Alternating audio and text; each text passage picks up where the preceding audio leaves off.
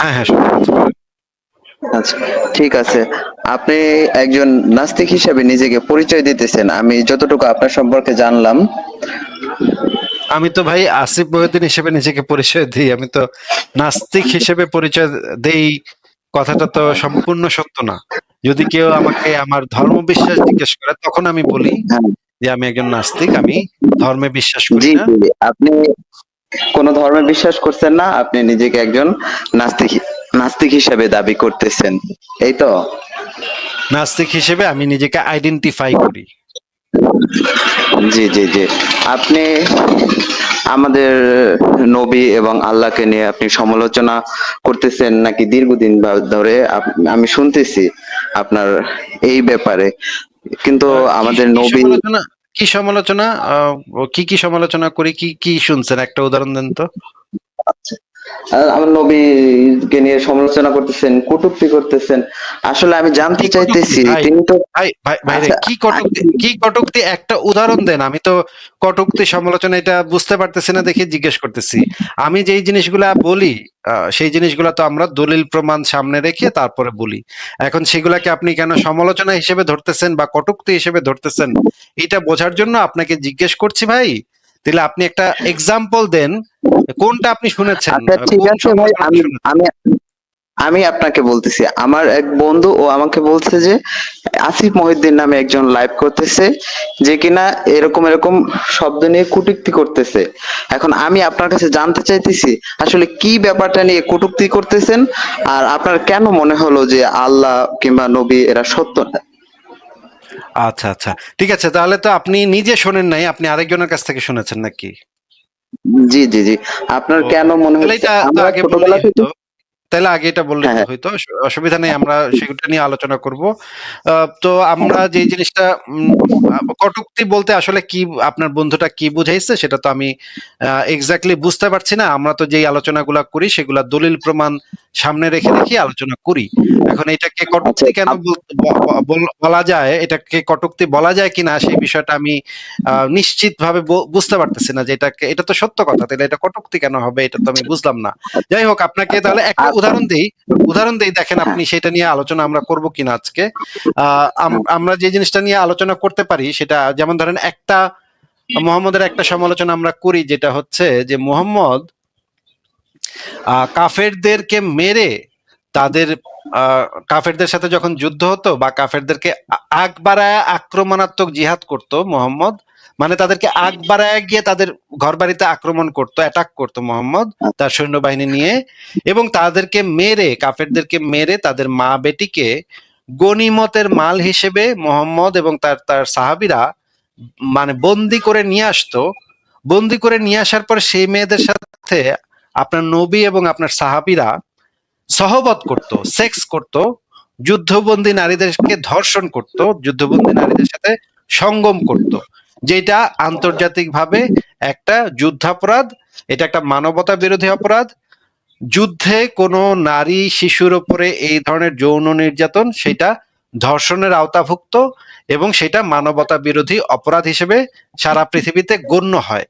এবং আপনার নবী এটা করতো, এবং এটা ইসলামের একটা বিধান হিসেবে আপনার নবী প্রতিষ্ঠা করে রেখে গেছে কোরআনে এবং হাদিসে, সিরাত তাফসিরে এই জিনিসটা খুব আচ্ছা, ঠিক স্পষ্ট আছে ভাবে। আসিফ ভাই, আপনি ওয়েট কি করেন, এই ওয়েট কথাগুলো। করেন, ওয়েট করেন ভাই, ওয়েট করেন, আমার কথা শেষ হয় নাই তো, ঠিক কথার আছে, আপনি মাঝখানে কেন বলেন, কথা আপনি বলছেন? বলেন। কথার মাঝখানে কথা বললে তো হবে না, জি, আপনি বলেন। আগে শুনে নেন। আপনার মোহাম্মদ নবী এবং তার সাহাবীরা এই কাজগুলা করত, যেই কাজগুলা আমরা প্রত্যেকটা স্টেপ বাই স্টেপ দলিল প্রমাণ সহ আমরা অসংখ্য বার আমরা দেখিয়েছি, কোরআন থেকে, হাদিস থেকে, সিরাত থেকে, তাফসির থেকে, ফিকাহ শাস্ত্র থেকে আমরা এই বিধানগুলা এবং আলেমদের বক্তব্য থেকে আমরা এই জিনিসগুলা বারবার বারবার প্রমাণ করেছি। এখন আমরা সেই জিনিসগুলাতে যাব, আমরা দলিল প্রমাণগুলা বের করে দেখব যে আসলেই নবী এটা করতো নাকি করতো না, সাহাবীরা এটা করতো নাকি করতো না। সেই আলোচনাতে যাওয়ার আগে আমি আপনার কাছ থেকে জানতে চাচ্ছি, সেই আলোচনাতে আমরা যাব, দলিল প্রমাণগুলো আমরা আস্তে আস্তে বের করব, বের করে আমরা অ্যানালাইসিস করব। যদি আপনি আমাদের দলিলে কোনো ধরনের ত্রুটি দেখতে পান, তাহলে আপনি আমাদেরকে দেখায় দিবেন যে ভাই এই দলিলটা তো ভ্যালিড না, বা এই দলিলটা তো ঠিক না। তখন আমরা আপনার মানে আলোচনা আপনার সাথে সেইটা নিয়ে আলোচনা করব। কিন্তু তার আগে আমি আপনার কাছে কাছে যেটা জানতে চাচ্ছি, যদি আমি প্রমাণ করতে পারি যে আপনার নবী এবং তার সাহাবীরা এই কাজটা করত, কাফেরদেরকে মেরে তাদের মা বেটিকে গনিমতের মাল হিসেবে তাদের সাথে সেক্স করত আপনার নবী এবং তার সাহাবীরা, এইটা যদি আমি প্রমাণ করতে পারি তখন কি হবে? এবং ২ নম্বর হচ্ছে, মনে করেন আমি ভাই আপনার মানে আপনি তো বাংলাদেশে থাকেন তাই না ভাই? জি জি, আমি বাংলাদেশে থাকি। মনে করেন ভারত যদি কালকে বাংলাদেশ অ্যাটাক করে এবং ভারতের হিন্দু সেনাবাহিনী যদি আপনাদেরকে মেরে আপনার মা এবং আপনার বোন, আপনার স্ত্রী, আপনার মেয়েকে গনিমতের মাল হিসেবে, ইসলামের এই বিধান অনুসারে গনিমতের মাল হিসেবে নিয়ে যায়, এবং তারা যদি আপনার পরিবারের নারী সদস্যদেরকে গনিমতের মাল হিসেবে সহবত করে, তখন সেই কাজটা কি নৈতিক হবে নাকি অনৈতিক হবে? আগে এই ২টা প্রশ্নের উত্তর দেন, তারপরে আমরা মূল দলিল না না, এটা তো কোনোভাবেই নৈতিক হওয়ার কথা না। এরকম, এটা তো নৈতিক হওয়ার কথা না। আমার মনে হইতেছে এটা খারাপই হবে অবশ্যই।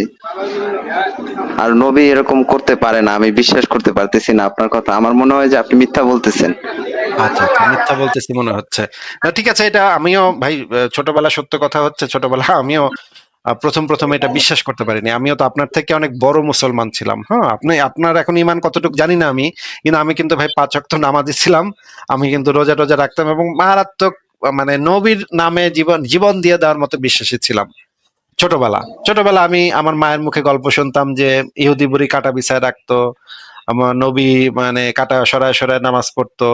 পরে একদিন দেখে রাস্তায় কাটা নাই, পরে ইহুদি বুড়ির বাসায় গিয়ে দেখে এটা যে এটা তো ভাই সত্য ঘটনা। এটা তো আমরাও শুনেছি, অনেকবার বইও পড়েছি। ঠিক মনে নেই, তবে বইও পড়েছি।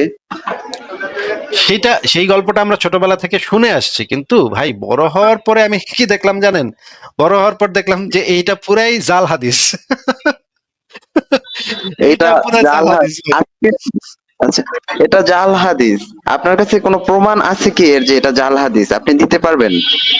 সেটা তো আমরা এখন আস্তে আস্তে একটা একটা করে বের করে দেখাবো ভাই। মানে আপনি টেনশন নিয়েন না, আমরা তো সেই জন্যই আপনাকে সেই দিকেই নিয়ে যাচ্ছি, যেন আপনি, আপনাকে এই প্রসঙ্গটা তুললামই তো যেন আপনি সেই দলিলগুলা দেখতে চান যে এটা কই পাইলেন ভাই, এটা কোথায় পাইলেন ভাই, জাল হাদিস এটা বললেন। এই কারণে আপনাকে আমি এটা এইদিকে নিয়ে আসছি ভাই। একটু আমরা তাহলে কয়েকজন আলেমের কথা শুনি একটু, তারপর আমরা দেখি তার আলেমরা কি বলে এই বিষয়ে, এই যে এই হাদিসটা বিষয়ে আলেমদের বক্তব্য কি, সেটা আগে একটু আমরা শুনে নেই, তারপর আমরা এই আলোচনাতে যাব। আমরা প্রথমে আব্দুর রাজ্জাক বিন ইউসুফের বক্তব্য শুনি, শোনেন ভাই। হ্যাঁ, নবী যে রাস্তায় হাঁটতেন বুড়ি কাঁটা পুঁতে রাখতো। নবীর পায়ে কাঁটা ফুটলে বুড়ি খুশি হতো। একদিন নবী দেখলেন রাস্তায় কাঁটা নেই। নবী ভাবলেন বুড়ি কিছু হয়েছে। তিনি বুড়ির বাড়ি গেলেন, দেখলেন সত্যি বুড়ি অসুস্থ। তিনি পরিচর্যা করলেন, বুড়ি ভালো হয়ে গেল। ঘটনার নগদ মিথ্যে। মোহাম্মদ সাল্লাল্লাহু আলাইহি সাল্লাম যে রাস্তা দিয়ে হাঁটতেন বুড়ি সে রাস্তায় কাঁটা পুঁতে রাখতেন। মোহাম্মদের পায়ে কাঁটা ফুটলে বুড়ি খুশি হতেন। একদিন দেখলেন রাস্তায় কাঁটা নেই। তিনি ভাবলেন বুড়ির কিছু হয়েছে। তিনি তার বাড়ি গেলেন, দেখলেন তিনি সত্যি অসুস্থ। তিনি তার পরিচর্যা করলেন, বুড়ি ভালো হয়ে গেল। একবার নগদ ডাহা মিথ্যে। কিয়ামত পর্যন্ত প্রমাণ হবে না। মোহাম্মদ সাল্লাল্লাহু আলাইহি সাল্লাম ঈদের মাঠে গেলেন, দেখলেন একটি ছেলে কাঁদছে। তিনি বললেন তুমি কেন কাঁদো? ছেলেটি বলল আমি এতিম। তখন আল্লাহ রাসূল বলেন আমি এতিম ছিলাম, আমি এতিমের স্বাদ বুঝি। তিনি কোলে নিলেন, আয়েশার কোলে দিলেন। আয়েশা তাকে নতুন পোশাক পরালেন, ছেলে খুশি হয়ে গেল। আয়েশা রাদিয়াল্লাহু আনহার বাড়িতে ফকির ভিক্ষা পায় না, নতুন পোশাক আসলো কোথা থেকে? একাধিক সহিহ হাদিস, ভিক্ষুক কোনো ভিক্ষা পায়নি। আচ্ছা, আমরা দেখলাম এই যে এই সমস্ত মানে কাহিনী সব জাল হাদিস, এগুলোর কোনো সত্যতা নাই। এগুলা যে মানে আমাদের সমাজে প্রচলিত আছে, এগুলার কোনো এই বিষয়ে আহমদুল্লাহ সাহেবের ভিডিও আছে, আপনি চাইলে আমরা আহমদুল্লাহ সাহেবের ভিডিও আচ্ছা, দেখাতে পারবো। না না, এটা যে জাল হাদিস আমি বুঝতে পারছি। উনি তো মিথ্যা কথা বলার কথা না, যেহেতু উনি বলছে। আমার মনে হইতেছে ভিডিওটা এডিট করাও না, অরিজিনালি দেখতে পাইতেছি। তাহলে এটা জাল হাদিস হবে। আমি আচ্ছা, মোটামুটি তার মানে শিওরই আমরা হয়ে দেখলাম গেলাম। যে, তার মানে আমরা জানলাম যে ছোটবেলায় আমরা নবীর যেই গল্পগুলা শুনে শুনে বড় হয়েছি, এমনকি স্কুলের বইতেও আমি পড়ছি এই গল্পটা। আমি তো ভাবতাম যে স্কুলে যেহেতু বই গল্পটা দিচ্ছে সেহেতু এটা তো সত্য ঘটনাই হবে, কিন্তু এই গল্পগুলা সবই ভাই জাল হাদিস। বরঞ্চ নবীকে কেউ এরকম যদি কটূক্তি করত, সমালোচনা করত, তাহলে নবী কি করত? লোক পাঠায় তাদেরকে জবাই করে আসতো। মানে নবী কি করতো, মানুষজনদেরকে পাঠায়, তার সঙ্গী সাথীদেরকে পাঠায়, তাদেরকে জবাই করাইতো নবী মোহাম্মদ। এই রকমের অনেকগুলা সহিহ হাদিস আমি পাইলাম। পরে মানুষ খুন করাইতো ঘুমের ভিতরে, এমনকি ঘুমায় আছে এরকম মানুষকেও খুন করাইতো মোহাম্মদ। সেগুলো আমরা আস্তে আস্তে বের করে দেখাবো। আগে আমরা ওই জিনিসটা শেষ করে নেই যে যুদ্ধবন্দী নারী, যে গনিমতের মাল হিসেবে যুদ্ধবন্দী নারীদেরকে যে নবী এবং তার সাহাবীরা এটা করতো, সেটা আমরা আগে একটু দেখে নিই। তারপরে এটাও আমরা, যদি আপনি চান, আপনার আমাদের সময় থাকে, তাহলে এই জিনিসটা আমরা আসবো যে নবী যে গুপ্ত ঘাতক পাঠায় মানুষ জবাই করাইতো, মানুষ খুন করাইতো, সেটা আমরা দেখবো। আমি তো এটা ভাবতেও প্রথমে আমরা, পারতেছি না ভাই, এটা জি দেখান আপনি। ঠিক আছে ঠিক আছে, ভাবার দরকার নেই, আমরা আস্তে আস্তে দেখি। প্রথমে আমরা আহমদুল্লাহ সাহেবের একটা ভিডিও শুনি। হ্যাঁ, শোনেন। কৃতদাসের সাথে সহবাস সংসার করা ইসলামী শরীয়ত মতে যাবে কিনা? না, কৃতদাসের সাথে কোনো সহবাস সংসার করা যাবে না, কৃতদাসীর সাথে করা যায়। আচ্ছা আচ্ছা, বুঝলাম যে কৃতদাসীর সাথে ইসলামে সহবাস করা যায়। আচ্ছা, আমরা আরেকটু ভালোভাবে শুনি কি বলে। এই বিষয়টা আসলে পরিষ্কার বোঝা গেল না। আচ্ছা, নবী কি দাসীর সাথে করতো কিনা সেটা আগে একটু দেখে নি, নবীর জীবন থেকে কি দেখা যায় দেখি আমরা। বিশ্বনবীর 11টা বউ ছিল। কয়টা? আর জোরে কোন? 11টা বিবি ছিল। দাসী ছিল 2 জন। কয়জন? তো মোট হলো কয়জন? কয়জন? আমরা একজনের জ্বালায় অস্থির, জীবন দিয়া পাবো, মইরা যাবো, এরকম অস্থির কথা আমরা বলি, ঠিক কিনা? বিশ্বনবীর স্ত্রী ছিল 11 জন, দাসী ছিল 2 জন। মোট কয়জন? প্রথম হচ্ছে খাদিজা বিনতে খুয়াইলিদ, 1 নাম্বার, ঠিক কিনা? তারপরে আয়েশা বিনতে আবি বকর, হাফসা বিনতে উমর, যায়েনব নামে 2 বউ, যায়েনব বিনতে জাহাশ, যায়েনব বিনতে খুসাইমা, সাফিয়া বিনতে হুয়াই ইবনে আখতাব, সাউদা বিনতে জামাআ, জুয়াইরিয়া বিনতে হারিস, মাইমুনা বিনতে হারিস, উম্মে হাবিবা রামলা বিনতে আবি সুফিয়ান, উম্মে সালামা বিনতে আবি উমাইয়া। 11 জন বউ ছিল। সুবহানাল্লাহ। 2 জন দাসী ছিল, একজনের নাম রাইহানা বিনতে যায়েদ আন-নাবারিয়া, আরেকজনের নাম মারিয়া বিনতে শামাউন আল-কিবতিয়া। চিল্লায় পড়েন আল্লাহু আকবার। অনেক ইহুদি খ্রিস্টান নাস্তিকের দলেরা বলে, নাস্তিকের বাচ্চারা বলে, বিশ্বনবী নাকি নারী পূজারী ছিলেন, নারীর দেহভোগ করার জন্য এতগুলো বিয়ে করেছেন। কপাল পোড়া, একটা বিয়ে বিশ্বনবী নিজের মন গড়া করে নাই, করেছেন কার আদেশে? কার আদেশে? আচ্ছা, আমরা খুব সুন্দরভাবে দেখলাম যে বিশ্বনবীর 11টা বিবি ছিল এবং 2টা দাসী ছিল। দাসীর সাথেও নবী ভাই সহবত করতো। আমরা তো জানতাম এতদিন যে ওনার বিবিগুলো ছিল আল্লাহর হুকুমে, বিশেষ প্রয়োজনে আল্লাহর ইচ্ছায় ওই মহিলাদেরকে এক প্রকার উদ্ধার করার জন্য, বিশেষ সম্মাননা দেওয়ার জন্য উনি বিয়ে করেছেন। এখন আপনি বলতেছেন উনি নাকি দাসীর সাথে সেক্স করতেন, তারপরে হুজুররা বলতেছে, আমার তো শরীর কাঁপতেছে, এটা কি বিশ্বাস করতে খুব কষ্ট হয়ে যাইতেছে। আবার যদি আহমদুল্লাহ হুজুর বলছেন, মিজানুর রহমান আজহারি বলছেন, বিশ্বাস না করেও পারতেছি না। আচ্ছা, আমরা একটু আরেকটা ভিডিও দেখি কি বলে, আমরা দেখি আহমদুল্লাহ সাহেব কি বলে, আবার একটু শুনি। আচ্ছা দাঁড়ান, আগে আরেকজন আলেম আছে, তার বক্তব্য একটু শুনেন একটু। হ্যাঁ, হলো স্ত্রী, আরেক হচ্ছে দাসী। দাসী কারা? বর্তমান সমাজে দাসী মালিক কেউ না, আমাদের কারো কাছে দাসী নাই। আমরা নিজেরাই নিজেদের তকদিরের মধ্যে আঘাত করেছি। এটা আমাদের মালিক হওয়ার একটা সাবাব ছিল, কিন্তু যে ওয়ে থেকে দাসীর মালিক হওয়া যেত, আমরা সেই ওয়েটা, রাস্তাটাকে বন্ধ করে দিয়েছি। সেটা ছিল একমাত্র আল্লাহ সুবহানাহু ওয়া তাআলার পথে সংগ্রাম, জিহাদ করা। জিহাদের মাধ্যমে আমরা যদি পরাস্ত করতে পারতাম কাফেরদেরকে, তাহলে ওদের মহিলাদেরকে দাসী করে গ্রহণ করা যেত। আর এটা অনেক কল্যাণ আছে। এটা শুধু ভোগের কারণে গ্রহণ করতাম তা কিন্তু নয়। যেই সমস্ত মহিলারা এখন ফ্রিডম ভাবে চলাফেরা করতেছে, এরা যদি মুসলিমদের আন্ডারে চলে আসে, আল্লাহ সুবহানাহু ওয়া তাআলা এদেরকে দাসী বানিয়ে এদেরকে হত্যা করে দিতে আল্লাহ চাইলে বলতে পারতো যে এদেরকে হত্যা করো পুরুষদের মতো, কিন্তু কেন করেনি? আল্লাহ সুবহানাহু ওয়া তাআলা এদের উপরে দয়া করেছে, এরা দাসী হয়ে থাক, হতে পারে এই দাসী অবস্থায় ইসলাম গ্রহণ করে নেবে তোমাদের চরিত্র দেখে, নাটক পেয়ে গেল, মুক্তি পেয়ে গেল। এটা বড় একটা রিজন ছিল। তো যাই হোক, নাস্তিকরা সবসময় ভিন্ন অ্যাঙ্গেল দিকে নেবে, কিন্তু আল্লাহ সুবহানাহু ওয়া তাআলার হিকমা বড় ব্যাপক। আল্লাহ সুবহানাহু ওয়া তাআলা বলছেন এই দাসী তোমাদের জন্য হালাল করা হলো, কিন্তু যেহেতু দাসীর এখন আর নাই, এটা আবার যখন আমাদের তকদিরে আসবে তখন জায়েজ হবে। তো দাসী কারা এটা বলতে গিয়ে বলেছিলাম, দাসী কারা? আচ্ছা, দাসী কারা আমরা বুঝতে পারলাম। আরো একটা ভিডিও দেখি, আরেকজন আলেমের, সৌদি আরবের একজন আলেমের ভিডিও দেখি, উনি কি বলে শুনি। প্রশ্ন হচ্ছে যে আমি আমার দাসীর সাথে হ্যাঁ, সরি, আবার বলেন। আমি ভাই কি যেন আপনি বলতেছিলেন, সরি, আপনি ছেড়ে দিচ্ছি, বলেন। আচ্ছা, আল্লাহ তাহলে এরকম নিষ্ঠুর ছিল? হুজুররাও তো এরকমই বলতেছে। এমন একটা খারাপ মানুষের বা খারাপ সৃষ্টিকর্তার এতদিন যাবত আমরা ইবাদত করে আসতেছি, আমরা তো জানতাম উনি অনেক ছিল। এরকম আইনটা তো আসলে মানতে পারতেছি না। আচ্ছা, আমরা দেখি আচ্ছা, আমাদের কাছে আরো দলিল থাকতে দেখি। আরো বক্তব্য শুনি আলেমদের, শুনি। আপনারা শুনেন, আপনি শোনেন আগে। একজনের প্রশ্ন হচ্ছে যে আমি আমার দাসীর সাথে সহবাস করতে পারবো? আপনি দাসী পাইলেন কই? এটা হচ্ছে আসল কথা, যে আপনি দাসী পাইলেন, এখন বর্তমানে কোথায় দাসী আছে যে আপনি দাসীর সাথে আপনি সহবাস করবেন? হ্যাঁ, এখন শুনে যায় কোচিত এখন নাকি আফ্রিকার কোথাও কোন জায়গায় নাকি দাসী আছে, আরব দেশের অনেক আমিররা এবং কয়েকজন শায়েখও এরকম নাকি দাসী তারা পেয়েছেন আফ্রিকার মধ্যে, যে এরকম বংশ পরম্পরায় তারা এরকম দাসী হিসেবে চলে আসছে। এছাড়া তো পাওয়া যায় না, এবং এগুলোর রেটও অনেক বেশি বর্তমানে। এছাড়া বিশ্বের মধ্যে দাসী পাওয়া তো মুশকিল।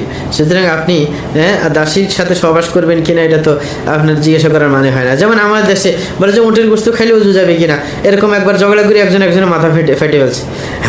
আরে উটের গোস্ত পাইছেন কই, বাজারে বিক্রি হয়, তাহলে এটা নিয়ে আপনার কথা উঠে কেন? হ্যাঁ, যে দেশে উটের গোস্ত অ্যাভেলেবেল পাচ্ছেন সেই দেশেই নাই কথা আসবে।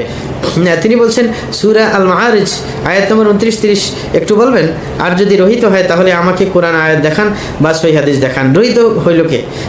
রহিত হয় নাই, বরং আবার যদি এমন সুযোগ আসে, হয়তো বা ইমাম মাহদী যখন আসবেন তখন আবার ইসলামী যুদ্ধ হবে, তখন আবার আপনার দাসের ব্যাপারটা দেখা যেতে পারে। এছাড়া বর্তমানে দাসের কোনো প্রথা তেমন নেই, যেটা একটু আগে আমি বললাম খুব অল্প পরিসরে পাওয়া যায়, সেটাও সবার জন্য সহজলভ্য নয়। আচ্ছা, আমরা এই ভিডিওটা দেখলাম, আমরা এরপরে হাদিসে চলে যাব। আপনি কি হাদিস গুলো যদি দেখতে চান? ভাই আমি একটু কথা বলতেছি, এটা কি দাসীর সাথে সেক্স করা কি এটা জায়েজ আছে? এটা কি কোরআনের কোনো দলিল আছে কিনা, বা কোরআনে এটা আসছে কিনা? হাদিস তো অনেক জাল হতে পারে, কোরআনে হলে আমি মানবো এটা। কোরআনেও আছে, সহিহ হাদিসেও আছে, তাফসিরেও আছে, সিরাতেও আছে, সব জায়গাতেই আছে ভাই।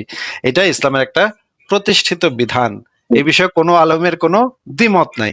আচ্ছা, আমরা একটু আহমদুল্লাহ সাহেবের বক্তব্য আর একটু ভালো করে শুনি, দেখি উনি কি বলে, শুনেন। কৃতদাসের সাথে সহবাস সংসার করা ইসলামী শরীয়ত মতে যাবে কিনা? না, কৃতদাসের সাথে কোনো সহবাস সংসার করা যাবে না, কৃতদাসীর সাথে করা যায়। কৃতদাসী মানে কিন্তু যেই দাসী ক্রয় করা হয়েছে, যুদ্ধবন্দিনী, এক কথায় কি যুদ্ধবন্দিনী। এ নিয়ে অনেক কথা আছে, অনেক নাস্তিকরা নিয়ে প্রশ্ন তোলে, দীর্ঘ আলোচনা করার দরকার, কিন্তু সেদিকে যাওয়ার সুযোগ নেই, সময় কম। শুধু এটুকু বলি, যুদ্ধবন্দিনীদের সঙ্গে আজকাল বিভিন্ন যুদ্ধের পরে এক দেশ আরেক দেশের সাথে যুদ্ধ করলে যে সমস্ত মানুষদেরকে বন্দি করে নিয়ে আসে, মেয়ে বন্দীদের প্রতি কি আচরণ করে আমরা সবাই কম বেশ জানি। ইসলামের আগে থেকে এই বিধানটা চলে আসছে যে যারা যুদ্ধবন্দিনী হবে তারা যার কাছে যে থাকবে তার অনেকটা স্ত্রীর মতো মর্যাদা পাবে। স্ত্রীর মর্যাদা পরিপূর্ণ না, কিন্তু স্ত্রীর সাথে যেরকম বসবাস করা যায় তার সাথেও বসবাস করা যাবে। ব্যক্তি যতদিন সে তার মালিক ততদিন সে তার স্বামীর মতো তার সাথে সম্পর্ক করতে পারবে। কথা কি বুঝাতে পারছি? এটা হলো নিরাপত্তার জন্য। এটা নিয়ে ডিটেলস যদি বলতে চাই, একজন মেয়ে আরেক দেশের মেয়ে যুদ্ধে বন্দী হয়ে আসছে দেশে, কোনো একজন সৈনিকের অধীনে আছে, এই লোক অথবা অন্য কোনো লোক তাকে পাশবিক নির্যাতন করবে এবং কোনোভাবে সে নির্যাতনের শিকার হবে, এটাই হলো বাস্তবতা। ঠিক না বে ঠিক? আরেক দেশি মাজলুম অথবা বন্দিনী অথবা নিরীহ, তো তার চাইতে বরং একজনের স্ত্রীর মতো যদি হয়ে যায়, যে এর সন্তান হয়ে গেলে সে আজাদ হয়ে যাবে, স্বাধীন হয়ে যাবে, তো সেটা হলো তার জন্য নিরাপত্তা। আর অনেকগুলো ডিটেইল আলোচনা আছে এখানে, এটা জায়েজ ইসলাম। যুদ্ধবন্দী ছেলেদেরকে কৃতদাস আর যুদ্ধবন্দী মেয়েদেরকে কৃতদাসী বলা হয়। ইসলাম এর আগে থেকে যে সিস্টেমটা প্রচলিত ছিল দাসদাসীর প্রথা, সেখানে বলা হয়েছে যে এরা যারা যুদ্ধ করে নিয়ে আসবেন, মেয়েরা তাদের কাছে অনেকটা স্ত্রীর মতো থাকবেন। এখানে আল্লাহ সুবহানাহু ওয়া তাআলা স্ত্রীর মতো থাকবেন বলতে বোঝানো হয়েছে যে একজন যোদ্ধা, কথার কথা, প্রতিপক্ষের অনেক বন্দী মেয়েরা আসলো, তাদের মধ্যে কোনো একজন তার জন্য ফিক্সড হবে, একজন স্ত্রী তার যেমন ছিল এই মেয়েটাও তার জন্য স্ত্রীর মতোই থাকবেন, তার সাথে শারীরিক সম্পর্ক করা জায়েজ হবে। এর থেকে যদি কোনো সন্তান হয় তাহলে এই মেয়েটা মর্যাদার দিক থেকে আরেক হয়ে যাবেন, এবং তিনি এই মহিলাকে আর বিক্রিও করতে পারবেন না চাইলে, বা অন্য কোথাও দিতেও পারবেন না। কিন্তু এই মেয়েটা একজন যোদ্ধার জন্য নির্দিষ্ট হয়ে গেলেন, অন্য কেউ তার দিকে চোখ তুলে তাকাতে পারবে না, অন্য কেউ তার সাথে শারীরিক সম্পর্ক করতে পারবে না, অন্য কেউ তার প্রতি পাশবিক নির্যাতন করার কোনো স্কোপ আর থাকবে না। আসলে যুদ্ধবন্দীদের নিরাপত্তার জন্য এর চাইতে বেটার কোনো সলিউশন আজকের যুগে নাস্তিক বন্ধুরা যারা প্রশ্ন করে থাকেন তারা দিতে পারবেন কিনা, এবং সেটা শুধুমাত্র আপনার তাত্ত্বিক কোনো সমাধান দিলে হবে না, বাস্তবিক সমাধান দিতে হবে। অর্থাৎ যুদ্ধবন্দী মেয়েরা আসলে তাদের জন্য এর চাইতে বেটার বিকল্প কি আছে আর? যিনি যুদ্ধবন্দী হয়ে আসলেন শত্রুপক্ষের কাছে, তাদের কোনো একজনের জন্য তাকে বরাদ্দ করা হলো, তিনি স্ত্রী হিসাবে তার বাসাবাড়িতে তার সাথে বসবাস করলেন, অন্য কেউ তার দিকে তাকালো না, এবং তিনি চাইলে তাকে মুক্তও করে দিতে পারেন, তিনি চাইলে তার সাথে জীবন কাটিয়ে দিতে পারেন। তার থেকে যদি সন্তান হয় তাহলে সেই সন্তানটিকে আপনার তার সন্তান হিসাবে বিবেচিত হবে, সন্তানের মা হিসাবে তিনি মর্যাদা পাবেন, এবং সেই সাথে সন্তান হওয়ার পরে আর এই মহিলা তার সঙ্গে তার সম্পর্কটা আরো অনেকটাই স্ত্রী, মানে প্রায় স্ত্রীর পরিপূর্ণ মর্যাদার কাছাকাছি তিনি চলে যান। আর অনেকগুলো ব্যাপার এখানে আছে, এবং কৃতদাস দাসীর যে বিধিবিধানগুলো আছে সবগুলো বিধিবিধান, ইসলামী বিধিবিধানগুলোকে সামনে আনলে তখন বিষয়টি পরিষ্কার হবে, যেটা মূলত মেয়েদের এবং ছেলেদের অধিকারকে সংরক্ষণ করবার জন্য, ব্যাপক জুলুম থেকে বাঁচাবার জন্য, বিবাহের মতোই অনেকটা বলতে গেলে আপনার তার নিরাপত্তার খাতিরে এই বিধানটা ইসলাম দিয়েছে। আচ্ছা, আমরা দেখলাম। আমি ভাই, আপনি একটু বলেন তো আপনি কি বুঝলেন এই সমস্ত ভিডিও থেকে? এই ভিডিও থেকে তো বুঝলাম যে আল্লাহ এরকম একটা খারাপ কাজকে প্রমোট করতেছে। এটা তো আসলে আল্লাহ ঠিক কাজ করলো না। এরকম একটা খারাপ কাজকে তো প্রমোট করা উচিত হয় না, যে একজনকে হত্যা করে তারপর তার মেয়ে বা বউকে নিয়ে আসে সেক্স করা, এটা তো খুবই চরম অন্যায়। আল্লাহ তো এটা সমর্থন করা ঠিক বলে মনে হইতেছে না। তাহলে কি আমরা এতদিন জানতাম যে সৌদি আরব গেলে, যে বাংলাদেশি মেয়েরা গেলে নাকি সৌদি আরবের শেখরা এরকম খারাপ কাজগুলো করতো? তাহলে এটা কি তাহলে সৌদি আরবের মানুষের ঠিক করতো? এটা কি কোরআন আচ্ছা, হাদিস অনুসরণ করতো? আমি ভাই, আপনি একটু আমাদেরকে একটু ক্লিয়ার করেন তো, আপনি কি আসলেই একজন মুমিন নাকি আপনি না আসলে নাস্তিক, মানে ইয়া করার জন্য আসছেন? একটু বলেন তো। না না, আমি মুমিন বলতে আমি একজন সাধারণ মানুষ। আমি আপনার তেমন যে হুজুর বা মাদ্রাসা করছি এমন না। আচ্ছা, আপনি একটা সূরা আমি পড়ে শোনাতে পারবেন আমাদেরকে? হ্যাঁ, হ্যাঁ, যদি সাধারণ সূরা হয় তাহলে পড়েন আমি তো দেখি, একটা পারবো সূরা পড়েন অবশ্যই। তো দেখি, একটা সূরা পড়তে পারেন নাকি দেখি তো। আমি আপনাকে সূরা ফাতিহাই শোনাই। আচ্ছা, শোনান। আলহামদুলিল্লাহি রাব্বিল আলামিন আর রহমানির রহিম মালিক ইয়াউমিদ্দিন ইয়াকা নাবুদু ওয়া ইয়াকা নাস্তাইন ইহদিনাস সিরাতাল মুস্তাকিম সিরাতাল লাযিনা আনআমতা আলাইহিম গায়রিল মাগদুবি আলাইহিম ওয়ালাদ-দাল্লিন আমিন। আচ্ছা, ঠিক আছে, ভালো হয়েছে, ভালো পড়ছেন। ঠিক আছে, আমি একটু চেক করে নিলাম, কারণ আপনার কথা শুনে মনে হইতেছে যে আপনি হয়তো হিন্দু হইতে পারেন, নাস্তিকও হইতে পারেন, এরকম মনে হইতেছিল, কিন্তু না, এখন আমি শিওর হইলাম হিন্দু যে না। আপনি হিন্দু না। না, আমি হিন্দু না, আমি একজন মুসলিম পরিবারের। তবে আমি কেন আপনারা যে কটূক্তি করতেছেন বা খারাপ কথা বলতেছেন, আসলে এটার সম্পর্কে আমি সব ছোটবেলা থেকে সবকিছুর প্রতি জানার একটা আগ্রহ আমার আছে। কেন আপনারা এটা করতেছেন, এটা আমি একটু আসলে জানতে চাইতেছিলাম। আসলে একটু যুক্তিসঙ্গত কিনা আপনারা আচ্ছা, কথাগুলো আপনি যে তো বলছেন। আজকে অনেক কিছু দেখলেন, যে অনেক কিছু আমরা দেখাইলাম। সংশয়.com এ এই সমস্ত বিষয়ে অনেক লেখা আছে। আপনি তাহলে লেখাগুলো একটু ভালো করে পড়েন, মনোযোগ দিয়ে পড়েন, আর এবং আমি অনেক আপনার ভিডিও আছে, ভিডিওগুলোও দেখেন। দেখার পরে আপনি যে কোনো একটা টপিক নিয়ে আমাদের লাইভে পরে চলে আসেন, তখন আমরা আলোচনা করবো, আমি ঠিক আছে? আপনার আমি আমি আসছিলাম মূলত যে আপনাকে পাল্টা কিছু জবাব দিব, কিন্তু আপনার কথার প্রেক্ষাপটে বা দলিল দেখে তেমন জবাব দিতে পারতেছি না, বা কি বলবো বুঝতে পারতেছি না। আসলে আপনি যে কথাগুলো বলছেন এগুলো আমি দেখবো, রিসার্চ করব। আজকে যেহেতু বলছেন, আজকে আমি শুনলাম মানলাম, রিসার্চ করব 100% রিসার্চ সত্যি কিনা বা। রিসার্চ করার দরকার নেই, রিসার্চ করেন, তবে রিচার্জ করেন না। ঠিক আছে, আমি ভাই তাহলে আজকে আপনাকে আমরা বিদায় জানাই, ভালো থাকেন তাহলে। জি জি, ঠিক আছে, অবশ্যই। শুভরাত্রি, আপনার জন্য শুভকামনা রইলো। হ্যাঁ ভাই, আমার একটা প্রশ্ন আছে। সে প্রশ্নটা হচ্ছে এই যে নবী মোহাম্মদকে যে আল আমিন বলা হতো, মানে এইটার কি কোনো প্রমাণ আছে কিনা? মানে আরবের লোকেরা তাকে নাকি ছোটবেলা থেকেই আল আমিন বলে ডাকতো, বিশ্বাসী বলে ডাকতো, মানে এটা মুমিনদের সবাই দাবি। তো এটার সাপেক্ষে কোনো প্রমাণ আছে কিনা আপনাদের কাছে জানা, আমি একটু জানতে চাচ্ছি। এরকম কোনো মানে একদম ওয়েল ডকুমেন্টেড তো প্রমাণ নাই। 2 নম্বর কথা হচ্ছে, কিছু কিছু সিরাত গ্রন্থে পাওয়া যায় যে আরবের কিছু কিছু মানুষ তাকে হয়তো ভালো বলতো, তার প্রশংসা করতো, এরকম কিছু কিছু বর্ণনা পাওয়া যায়। কিন্তু আরবের সব মানুষ বা মক্কার সব মানুষ তাকে আলামিন বলতো, এরকম কোনো প্রমাণ আমি পাই নাই। 2 নম্বর ব্যাপার হচ্ছে যে তাকে মিথ্যাবাদী, বাটপার, মুজাম্মাম ইত্যাদি নামে ডাকা হইতো, অনেকে তাকে সেই সমস্ত নামে ডাকতো। এরকমের সহি হাদিস থেকে প্রমাণ পাওয়া যায় যে এরকম অনেকগুলো ব্যাপার আছে। তাকে মিথ্যাবাদী, বাটপার, মিথ্যুক, ধোঁকাবাজ, এই ধরনের অনেক কথা তাকে বলা হইতো। এই জিনিসগুলোর রেফারেন্স আছে। এর কোনো রেফারেন্স কি আপনি আমাকে দু একটা দেখাতে পারবেন, হ্যাঁ, যে দেখাতে পারবো, মিথ্যাবাদী বা দেখাতে বাটপার পারবো। এরকম? ঠিক আছে, তাহলে আচ্ছা, মোহাম্মদ, আচ্ছা ঠিক আছে, দাঁড়ান একটু বের করতেছি।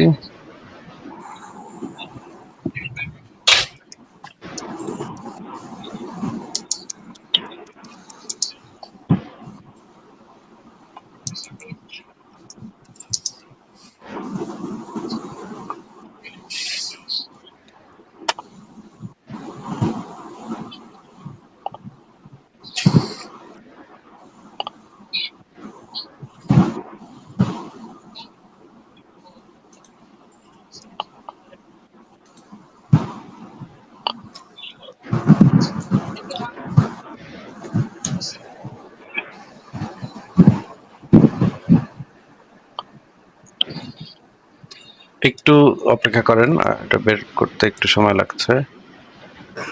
ওকে।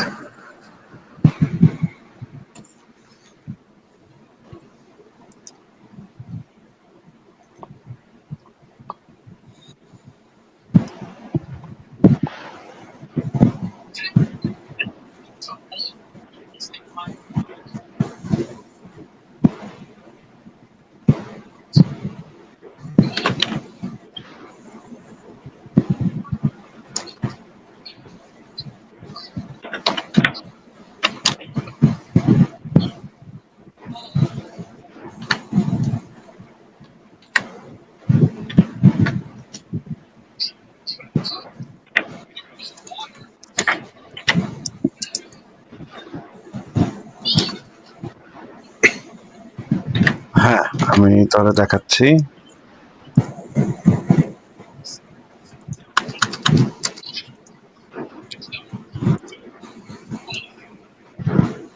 প্রথমে আমরা দেখি যে সহিহ হাদিস থেকে দেখি। এই হাদিসটা একটু পড়েন তাহলে ভাই।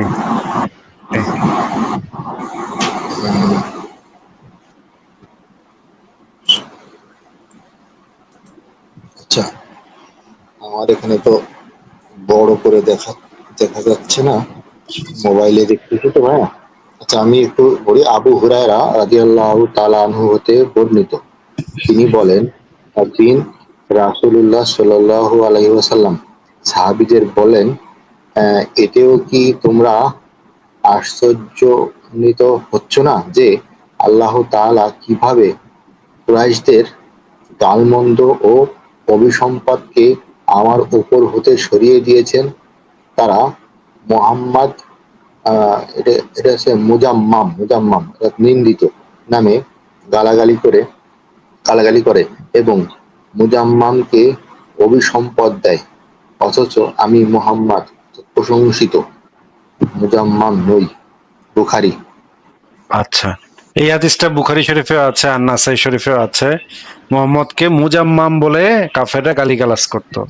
এখন আমরা দেখি যে মোহাম্মদ আসলেই মিথ্যাবাদী, প্রতারক, ধোঁকাবাজ এই টাইপের ছিল কিনা সেটা আমরা হ্যাঁ, এটা দেখি।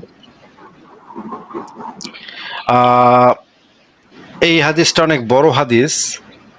হাদিসটা আপনি দেখেন আগে, বুখারী শরীফ ইসলামিক ফাউন্ডেশন 5121 নম্বর হাদিসটা দেখতে পাচ্ছেন, দেখা যাচ্ছে? দেখতে পাচ্ছি ভাই, দেখতে পাচ্ছি।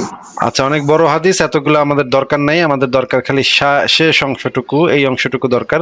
এই লাল কালের অংশটুকু একটু পড়ে শুনান তো। নবী সাল্লাল্লাহু আলাইহি ওয়াসাল্লাম বলেন, আল্লাহ নিজেই তো আমাদের সাওয়ারির জানোয়ার দিয়েছেন। আল্লাহর কসম, আমি যখন কোনো ব্যাপারে কসম করি, এরপর কসমের বিপরীত কাজ তার চাইতে মঙ্গলজনক মনে করি, তখন আমি মঙ্গলজনক কাজটি করি এবং কাফারা দিয়ে হালাল হয়ে যায়। আচ্ছা, আপনি আমাদেরকে এই হাদিসটা যে নবী মোহাম্মদ যে তার নিজের সম্পর্কে এই কথাটা বলল যে সে যখন কোনো বিষয়ে কসম করে, কসমের পরে যদি সে বুঝতে পারে যে কসমের বিপরীত কাজটা উত্তম বা বিপরীত কাজটা বেশি মঙ্গলজনক, তখন বিপরীত কাজটা করে আর সামান্য কিছু কাফফারা দিয়ে সেই জিনিসটাকে হালাল করে নেয়। এটার মানে কি একটু যদি বুঝায় বলতেন। এটা হচ্ছে এটার মানে আমি যতটুকু বুঝেছি সেটা হচ্ছে হয়তো মানে উনি কারোর সবার সম্মুখে একটা ওয়াদা করছে যে আমি এই কাজটা করব, এবং কিছু মানে অ্যাট দ্য টাইমে যে সে দেখলো যে না, এই কাজটা থেকে অন্য কাজটা করা বেটার, কিন্তু সে তো কসম কেটেই ফেলছে। তখন সে কি করে, যেটা বেটার সেই কাজটা করে, করার পরে যেহেতু সে কসম মানে ওয়াদা রক্ষা করতে পারেনি, তার কারণে সে কি করে, কাফারা আদায় করে, এরকম কিছুই। মানে একটা গরিব টরিব খাওয়াই দিয়ে তখন হালাল হয়ে যায় জিনিসটা, ফয়সালা এই করে নেয় কাফারা এভাবে। জিনিসটা কি ভাইয়া?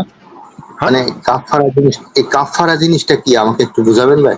কাফারা মানে হচ্ছে, মনে করেন এই যে কয়েকটা গরিব লোককে ডাইকা আপনি খাওয়াই দিলেন, আপনি একটা ভুল করে মানে একটা খারাপ কাজ করে ফেলছেন, এই জন্য আপনি তার একটা জরিমানা দিলেন আর কি। হ্যাঁ, সামান্য কিছু পরিমাণ একটু কিছু দিয়ে দিয়ে তারপরে সেই জিনিসটাকে হালাল করে নিলেন। মনে করেন বড় একটা আপনার একটা কোম্পানিরকে 1 কোটি টাকা দেওয়ার কথা, এখন 1 কোটি টাকা দেওয়ার প্রতিজ্ঞা আপনি করছেন, কসম করছেন যে আপনি শনিবার দিন 1 কোটি টাকা তাদেরকে দিবেন, কিন্তু আপনি পরে দেখতে পেলেন শনিবার দিন 1 কোটি টাকা দিলে আপনার লস হয়ে যাবে, আপনার 1 কোটি টাকাটা না দেওয়াটাই আপনার জন্য ভালো হবে, মঙ্গলজনক হবে। তখন আপনি কি করবেন, কয়েকটা ফকিনি টকিনি ধরে খাওয়াই দিবেন, খাওয়াই দিয়ে বলবেন আমি টাকা দিব না, কারণ আমি বিপরীত কাজটাকে মঙ্গলজনক মনে করলাম। এই হাদিস থেকে তো এইটাই বোঝা যাচ্ছে নাকি? এটা তো এক প্রকারের প্রতারণামূলক কাজ বোঝা যাচ্ছে, এবং এটা তো সঠিক কাজ না। এটা তো অবশ্যই সঠিক কাজ না। যদি আপনি প্রতিজ্ঞা করেন তাহলে তো প্রতিজ্ঞাটা আপনার মানে ফলো করা উচিত, নাহলে আপনি প্রতিজ্ঞা হ্যাঁ, করাই না উচিত পারলে না। না পারলে আমি সেটা আমি করব, তার কাছে ব্যাখ্যা করব যে আমি এই কারণে পারিনি, আমি পরবর্তীতে দিব, বা এরকম একটা কিছু। একটু টাইম বাড়ায় নিলেন, যদি আপনি টাইম হ্যাঁ, বাড়ায় নিলেন বা একটু তাকে এটা আলোচনা সাপেক্ষে। আলোচনা সাপেক্ষে, কিন্তু এটা তো অনৈতিক হইলো যে আপনি যদি সেই বিপরীত কাজটা মঙ্গলজনক মনে করেন তখন মঙ্গলজনক কাজটা করেন এবং কাফারা দিয়ে হালাল হয়ে যান, এটা তো সম্পূর্ণ অনৈতিক না, কাজ। এটা এটা আমি এটা নিজে আইন তৈরি করলাম। হ্যাঁ বলেন। এটা তো আমি নিজে আইন তৈরি করলাম, সেটাই বুঝাচ্ছে। হ্যাঁ, এটা বুখারী শরীফের তাওহীদ পাবলিকেশনস ৭১৪৭ নম্বর হাদিসে আছে, কোন বিষয়ে কসম করার পর তার বিপরীত দিকটিকে যদি উত্তম মনে করো তাহলে উত্তম কাজটি করবে আর কসমের কাফফারা আদায় করে দিবে। এই জিনিসটা কোরআনেও বলা আছে, কোরআনেও এই জিনিসটা হালাল করে দেওয়া আছে যে আপনি যদি কোনো কাউকে কিছু কসম করেন তারপর যদি বিপরীত কাজটা আপনার কাছে উত্তম মনে হয় তখন আপনি সামান্য কিছু কাফারা টাফারা দিয়ে জিনিসটা হালাল করে নেবেন। এটা তো সম্পূর্ণভাবে একটা অনৈতিক বাটপারি, বেইমানি, 2 নাম্বারই, তাই না ভাই? জি ভাই, এটা ভাই বেইমানি, 2 নাম্বারই, বাটপারি। আর এটা এর কারণেই আমার মনে হয় মুসলমানরা ম্যাক্সিমাম এই ওয়াদা খিলাফ করে, ম্যাক্সিমাম এই কারণে এই হাদিস ফলো করে, আমি যেটা আচ্ছা, মনে করি। ওয়াদার খেলাপ সব ধর্মের মানুষই করতে পারে, সেটা তো আমরা বলতে পারি না যে সেটা আবার মুসলমানরাই বেশি করে কিনা।